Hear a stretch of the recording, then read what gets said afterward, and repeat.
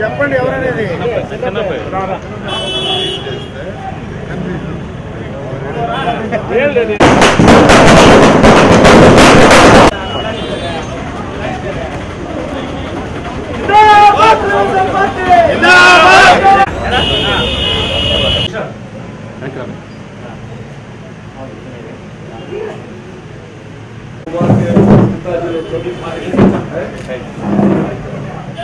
మనము వీళ్ళ నుంచి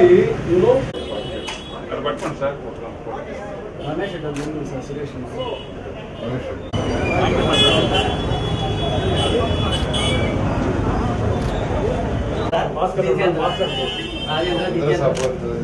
సార్ మీరే కదా సార్ ఈసారి అభిమానం ఉంది సార్ కాకపోతే ఓటింగ్ కి తొందరగా ఓటింగ్ లేకుండా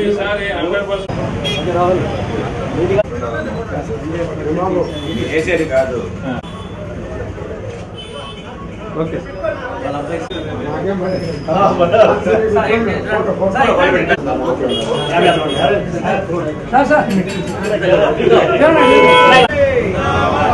అనాభివృద్ధి అనాభివృద్ధి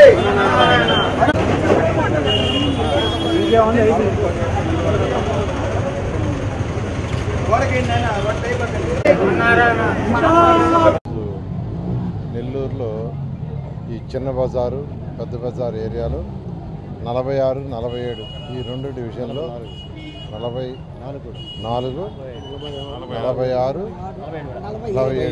ఈ మూడు డివిజన్లలో భవిష్యత్ గ్యారంటీ కార్యక్రమంగా డోర్ టు డోర్ తిరగడం జరిగింది. ఇప్పటికే కొన్ని షాప్స్ హౌసెస్ తిరగడం జరిగింది. ఇక్కడ ఎక్కువగా షాప్స్ ఉంటాయి. అయితే ఎక్కువగా ఇప్పుడు వరకు తిరిగిన దాంట్లో వ్యాపారస్తులు ఉన్నారు. ఎక్కువగా బంగారం చేసుకునే వ్యాపారస్తులు, ఇలా రకరకాల వ్యాపారస్తులు చేసుకునే వాళ్ళు ఉన్నారు. వాళ్ళందరూ ఒకటే చెప్తున్నారు, సార్ ఈసారి ఖచ్చితంగా మీకే ఓటేస్తామని వాళ్ళు చాలా చాలా ఘంటాపదంగా చెప్తున్నారు. నిజంగా వాళ్ళ స్పందన అనూహ్యంగా ఉంది. అంటే ఎవరైనా కోరుకునేది ప్రశాంత వాతావరణం. వ్యాపారస్తులు ప్రత్యేకంగా కోరుకునేది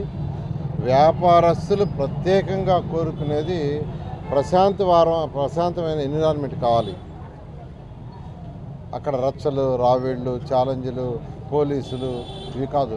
లా అండ్ ఆర్డర్ సక్రమంగా ఉంటూ ఎవరి పనులు వాళ్ళు చేసుకునే ప్రశాంతమైన వాతావరణం ఏ వ్యాపారస్తుడైనా కోరుకుంటాడు. వ్యాపారస్తులు బాగా ఉండి వాళ్ళ ఆదాయాలు బాగా పెరిగితేనే పరిపాలకులు రాష్ట్రాన్ని పరిపాలించగలరు.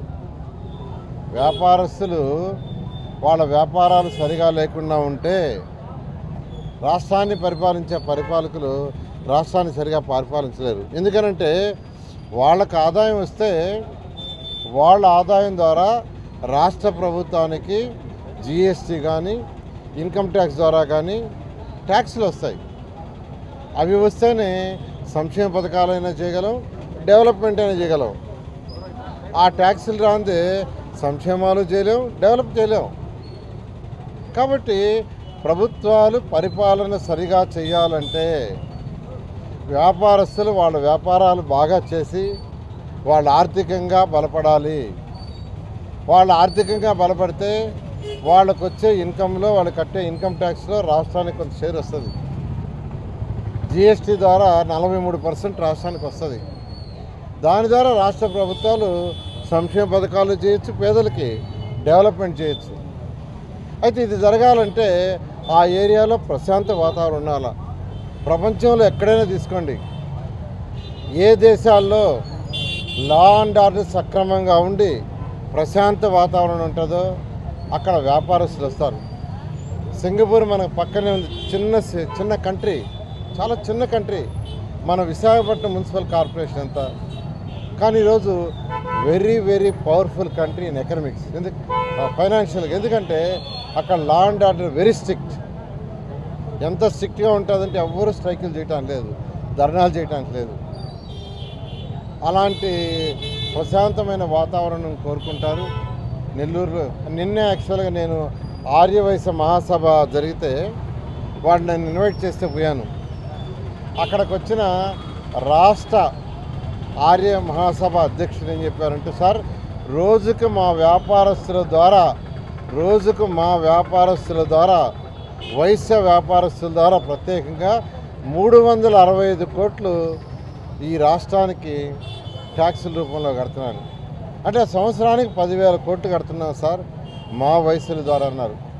అంటే ఈ 10,000 కోట్ల రాష్ట్రానికి ఎలా వచ్చిందంటే వాళ్ళు వ్యాపారాలు చేస్తే. కాబట్టి వ్యాపారస్తులు ప్రశాంతంగా చేసుకోవాలంటే ప్రశాంత వాతావరణం కావాలా. గత 5 సంవత్సరాలు మేము ఉన్నప్పుడు పరిపాలన చేసినప్పుడు నెల్లూరులో ఎటువంటి ఇబ్బందులు ఎవరికి లేవు, ఎవరి మీద కక్ష సాధింపులు లేవు. మేము ఎవరిని మా పార్టీ వాళ్ళైనా వేరే పార్టీ వాళ్ళైనా ఏ పార్టీ వాళ్ళైనా వ్యాపారాలు సక్రమంగా చేసుకోమని చెప్పాము. అదేవిధంగా 2024లో ఖచ్చితంగా తెలుగుదేశం ప్రభుత్వం అత్యధిక మెజారిటీ సీట్లు వస్తుంది. ఖచ్చితంగా ఈ రాష్ట్రంలో సుపరిపాలన జరుగుతుంది. అటు పేదలకి వ్యాపారస్తులకి. నేను ప్రత్యేకంగా నెల్లూరులో చెప్తున్నాను, గత ప్రభుత్వం తెలుగుదేశం ప్రభుత్వం ఎలాంటి వాతావరణం ఉండిందో అంతకంటే మంచి వాతావరణం లా అండ్ ఆర్డర్ ఉండేటట్టుగా చేస్తామని మీ అందరికీ తెలియజేస్తున్నాను. Thank you. ఈరోజు ఒక చిన్న బజారే కాదు, ఒక పెద్ద బజారు కాదు, స్టోనస్పేట కాదు, ఎక్కడికి వెళ్ళినా ఏ వీధికి వెళ్ళినా ఈసారి మీరే సార్ అనే పదం వినపడుతుంది. ఈసారి మీరే సార్ అంటే వాళ్ళ గతంలో మాకేలే, వాళ్ళకి ఈరోజు అర్థమైపోయింది అభివృద్ధి చేసేది ఎవడు అనేది అర్థమైపోయింది. సార్ చేసినటువంటి పోయినసారి నెల్లూరు టౌన్ని దాదాపు 90% పూర్తి చేశారు అభివృద్ధి. మొత్తం అట్టే ఆగిపోయింది. అదే కాకుండా ఈసారి కానీ గెలిస్తే మరో చెన్నై చేస్తారు అనే నమ్మకం ప్రజల్లో ఉంది. నేను ఒకటే అడుగుతున్నా, దొంగోట్లతో గెలిచిన అనిల్ని పోయినసారి 15,000 దొంగోట్లతో నువ్వు గెలిచావు. దొంగోట్లో లేకుంటే పోయినసారి 13,000తో నారాయణ గారు గెలిచుండేవాళ్ళు. ఈరోజు దాదాపు 16,000 దొంగోట్లు ఏరేసాం. ఎవరికి మా సార్ ఒకటే చెప్తున్నారు, నారాయణ గారు మనకి దొంగోట్లు ఉండకూడదు, వాళ్ళకి దొంగోట్లు ఉండకూడదు అని అధికారులకు చెప్తున్నాడు. అందుకని దొంగోట్ల అనిల్ ఇంక నీ చరిత్ర అయిపోయింది. నువ్వు ఊరుకోరుకుని నారాయణ తిట్టడం మా సార్కి తిట్టే చేత కాదు. ఆయన ఎప్పుడు దాని గురించి ఆలోచించడు. ఆయనకి అలవాటు లేదు. ఆయనకుండే అలవాటు అంతా ఒక్కటే, అభివృద్ధి అభివృద్ధి అభివృద్ధి. అది తప్ప ఆయనకు ఇంకోటి తెలియదు. నీ పిచ్చి చేష్టాలు, నువ్వు మీసం తిప్పడం, నువ్వు మీసం తిప్పితే మేము తిప్పగలం, నీ కాలర్ ఉంటే మాకు కాలర్ ఉంది, అది కాదు. ఇప్పటికే జనానికి అర్థమైపోయింది, దొంగోటుతో గెలిచిన దొంగ అనిల్ దాదాపు 3,000 కోట్లుగా ఈరోజు సంపాదించున్నాడు. 3,000 కోట్ల పైన సంపాదించున్నావు. నువ్వు ఎంతనా పెడుతున్నావు. ఈరోజు ఎక్కడ పోయినా బేరం పెడుతున్నాడు. చిన్న కార్యకర్త కూడా 10 లక్షలు అంట. ఎక్కడదా నీకు డబ్బా? పోయినసారి ఏం చెప్పావు? నాకాడ డబ్బు లేదు, నేను పేదోడిని, ఒక పెద్ద వ్యక్తి మీద నేను పోరాడుతున్నాను అని చెప్పి నువ్వు ఈరోజు చిన్న కార్యకర్త కూడా 10 లక్షలు ఇచ్చి కొంటున్నావు అంటే ఏమన్నా మీ నాయన ఏమన్నా మైసూర్ మహారాజా అక్కడి నుంచి వచ్చారా, మీకు పొలాలు వచ్చినాయని అడుగుతున్నా. ఒక్కటే, ఈసారి నీకు పరాభవం తప్పదు. 50,000 కాదు కదా, 50,000 పైన నారాయణ గెలవబోతున్నాడు. నెల్లూరు పట్టణం మరో చెన్నై చేయబోతున్నాడని కూడా నేను తెలియజేస్తున్నాను. మరిన్ని వీడియోస్ కోసం ఛానల్ ని సబ్స్క్రైబ్ చేయండి. లేటెస్ట్ అప్డేట్స్ కోసం వాట్సాప్ ఛానల్ ని ఫాలో చేయండి. అండ్ లింక్ డిస్క్రిప్షన్ లో ఉంది.